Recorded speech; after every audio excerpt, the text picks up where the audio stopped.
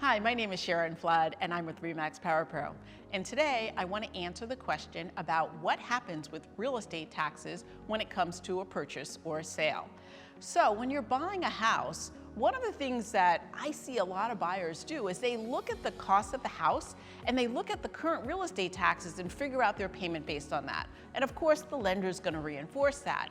However, one of the important things that you have to consider is that if the current home has Homestead Exemption, for example, because the owners live there as their primary residence, your sale is going to trigger a change in the taxes. In fact, the county is going to reassess the taxes based on every real estate transaction.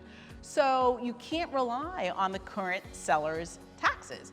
In fact, if they don't have homestead, those taxes may actually be higher than what they would be after you purchase the house.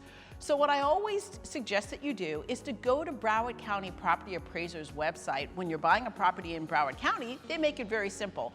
So their website is bcpa.net. You go to that website, there's actually a calculator that estimates what your taxes would look like.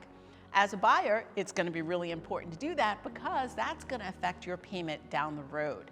It's also super important to file for homestead if that is going to be your primary residence. And the great thing about homestead in Broward County is that it automatically renews. And that means, from my perspective, the smartest thing you can do is once the deed gets recorded after your purchase, to go ahead and file for homestead right away. Don't wait. You have until March of the following year, but what I've seen is that when people wait, they forget. And when you forget, it's going to have a significant impact on your taxes. Homestead actually affects a couple of things. Not only do you get a $50,000 reduction off the assessed value, which is pretty significant, but there's also something called the Save Our Homes Amendment to Homestead.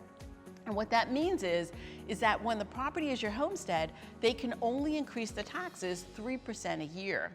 Whereas if it's a non-homesteaded property, they can increase the taxes by 10% a year. So that makes a huge difference. So always important as a buyer, file for homestead if that property is going to be your primary residence. Take care of it right away. Don't wait until the last minute because you certainly don't want to forget that and have your taxes unnecessarily go up higher. This is Sharon, RE/MAX Power Pro with a tip on real estate taxes.